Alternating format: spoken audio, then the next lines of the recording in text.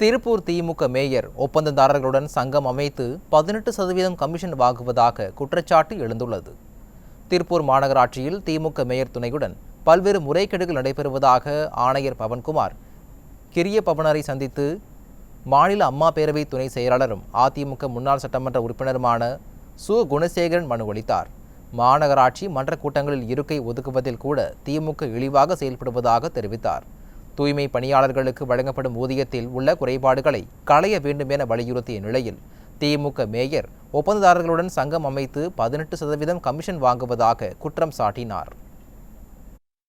எங்களுக்கு ஏற்படுகிற கேள்வி, மாநகராட்சி அதிகாரிகள் திமுக சேர்த்தாங்களா இல்ல மாநகராட்சியே திமுக விலைக்கு வாங்கிருச்சான்னு தெரியல.